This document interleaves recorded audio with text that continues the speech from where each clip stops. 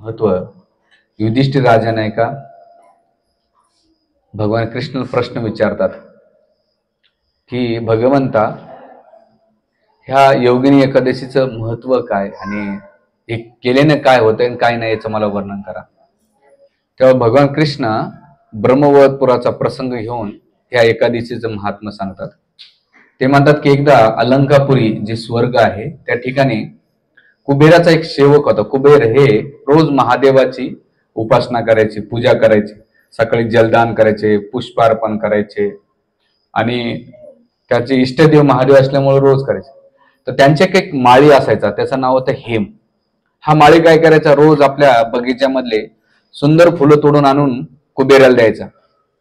आणि देत असताना एक दिवस काय झालं की जो हेम नावाचा यक्ष होता, माळी होता, त्याने फुलं देणं बंद केलं. का बरं? तर हे जे हेम होता माळी, त्याची पत्नी होती विशालाक्षी. ते अतिशय सुंदर होते आणि सुंदर असल्याबरोबर एवढे आकर्षित असल्यामुळं हा जो हेम होता यक्ष, त्याचं चित्त, त्याचे आसक्तीपणा नाही का त्या हेमलक्षीच्या प्रती होतं. एवढं प्रेम होतं की तो दिवसभर कार्य करीत असताना सुद्धा तो आपल्या पत्नीचं चिंतन करायचा, मनन करायचा. आणि मग जेव्हा तो फुलं तोडायचा तर फुलं तोडत असताना त्याच्या मनात नेहमी विचारायचं का रे हे सुंदर फुलं जर मी तर देतोय, आणि म्हणून एक दिवस त्याच्या मनात आलं की हे सुंदर फुलं माझ्या पत्नीला मी अर्पण केलं पाहिजे. आणि मग हा जो हेम एकशे होता त्याने आपल्या ते फुलं तोडले बगीच्यामधले आणि आपल्या पत्नीला जे विशालाक्षी तिला अर्पण केले, तिला दिले. दिल्यानंतर इकडे जे कुबेर होते रोज ते भगवान महादेवाची पूजा करायचे फुलांचे. तर त्या दिवशी पूजेला गेल्यानंतर सकाळी बघतात की अरे पूजेला बराच वेळ झाला पण फुलं येत नाहीत. आणि मग कसं तरी त्यांनी ती पूजा आटपली आणि मग आपल्या एका सेवकाला पाठवलं की जा रे बाबा बघू नये की तो हेम जो यक्ष आहे, माळी आहे, त्याने फुलं का अर्पण नाही केले. तर हा गेला, त्यानं काही उत्तर नाही दिलं. तर मग कुबेरनं काय केलं, त्याला सांगितलं की जा त्यांना बोलून आण. मग हा हेम होता, त्याला बोलून आणल्यानंतर त्याला विचारलं की रोज तू फुलं आणून देतोयस, आज फुलं का आणून दिलं नाही. तर त्यानं मान खाली घातली आणि घातल्यानंतर म्हणलं काय झालं, फुलं का आणलं म्हणजे नाही, त्या दिवशीची जी फुलं होते ती जी माझी प्रेमिका, माझी पत्नी आहे विशालाक्षी, तिला मी अर्पण केले, तिला ते सुंदर फुलं दिले.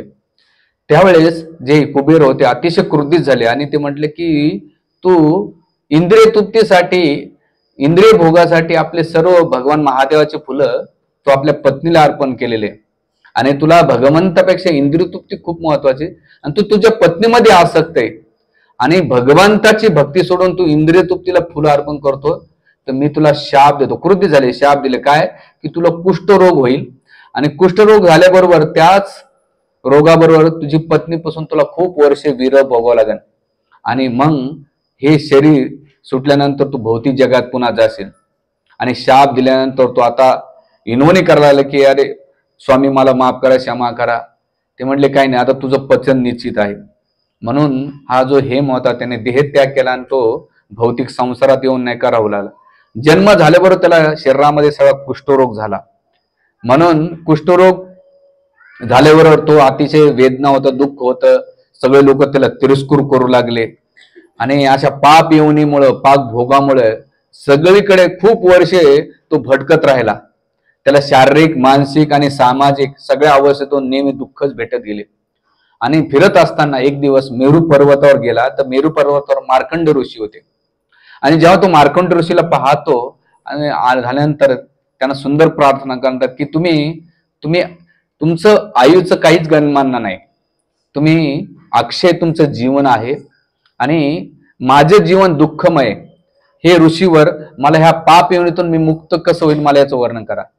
तर मार्कंड ऋषी विचारतात की तुला ही जी योनी किंवा हे दुःख भेटण्याचं कारण काय.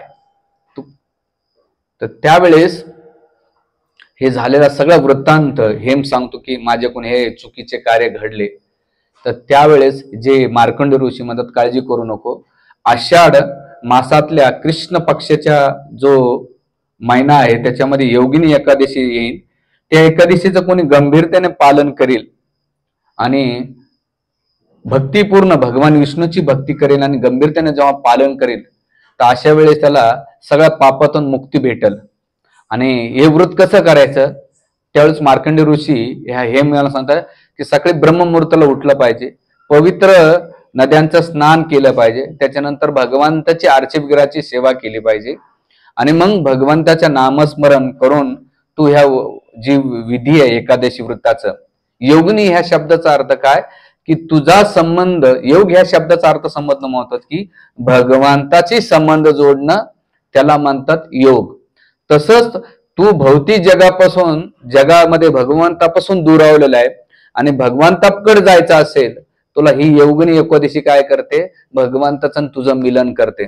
आणि ते कशाच्या माध्यमातून होईल, तर तू भगवत चिंतन कर, भगवंताच्या नावाचा जप कर आणि मग त्यावेळेस ते भगवंताच्या नावाची सहस्त्रावली सांगतात. म्हणून आचार्य सांगतात की योगिनी एकादशी दिवशी सकाळी सकाळी काय केलं पाहिजे, तर मनुष्याने प्रत्येकाने भगवंताच्या नावाचा जप केला पाहिजे. हरे कृष्णा कृष्णा कृष्णा हरे हरे, हरे राम राम राम हरे हरे. तर मग आता याच्यामध्ये कोणतं भगवंत विष्णू सहस्त्रनाम वाचन केलं पाहिजे आणि विष्णू सहस्त्रनाम करून वृत्ताला हे केलं पाहिजे. आणि असं झाल्यानंतर जेव्हा त्यांनी गंभीरतेने आणि प्रामाणिकपणे या व्रताचं पालन केलं योगिनी एकादशीचं, आणि जेव्हा झाल्यानंतर दुसऱ्या दिवशी जेव्हा पारणा टाइम होता, त्याने पारणाला जल प्राशन करून त्याची पूर्णता केली, संकल्प सिद्धी केली. आणि जेव्हा सगळ्या योगिनी एकादशी व्रताचं पालन केलं, त्याला पुन्हा ते यक्षाचं शरीर भेटलं, निरोगी शरीर झालं, सगळ्या पापातून मुक्त झालं. आणि त्याचबरोबर त्याला पुण्यवान एवढे पुण्य प्राप्त झाले की असं म्हटलं जात आहे की 88,000 ब्राह्मणाला जेवढं भोजन अर्पण करून पुण्य प्राप्त होत नाही, तर त्या व्यक्तीने केवळ आपल्या जीवनामध्ये योगिनी एकादशी व्रताचं कोणी पालन केलं तर त्याला 88,000 ब्राह्मणाला जेव घालल्याचं पुण्य प्राप्त होतंय, त्याला गोदान केल्याचं प्राप्त होते, यज्ञ केल्याचं प्राप्त होत आहे. आणि त्याच्या जीवनात जे काही पाप केले इंद्रतृप्तीच्या द्वारे, त्या पापातून मुक्त होण्याचा एकमेव मार्ग ही योगिनी एकादशी.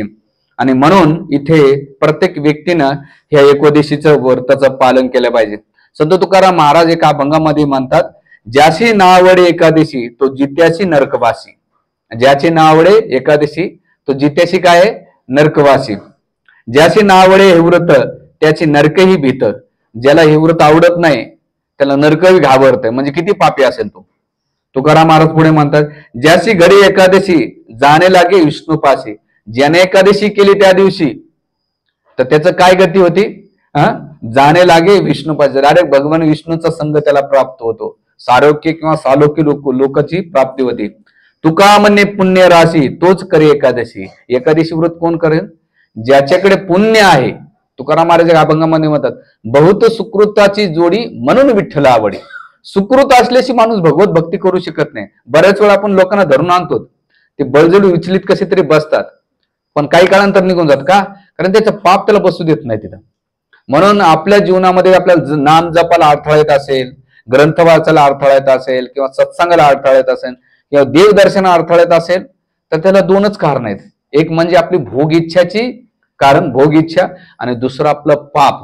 ह्या पाप आणि भोग इच्छामुळे आपण भगवंताकडे जाऊ शकत नाही. पण ज्याने भोग इच्छावर कंट्रोल केले आणि पाप कुठेतरी कमी झालेले आहेत, तो भगवंताकडे आकर्षित होतो.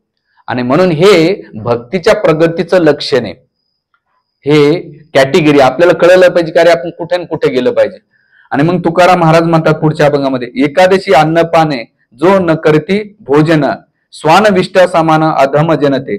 जो एकादशी दिवशी अन्नपान करतो तो काय, जो नर करती भोजन तो काय आहे, श्वानविष्टे समान. एक कुत्र जेव्हा विष्ठा खातो त्याप्रमाणे तो व्यक्ती आहे. आणि अधमजन तो सगळ्या मनुष्यामध्ये आधम आहे. आणि तुकाराम पुढेच महाराज म्हणतात की प्रत्येक व्यक्तीने केलं पाहिजे. आणि एकादशी कोण, वयाच्या 8व्या वर्षापासून वयाच्या 65-70 वर्षापर्यंत सगळ्यांनी केलं पाहिजे. तर हे, आणि शेवटी पद्मपुराणामध्ये एक सुंदर श्लोक आहे, एकादशी वृत्त नाम सर्व काम फलप्रदम कर्तव्य सर्वस्य विप्रो विष्णू प्रणती कारणम.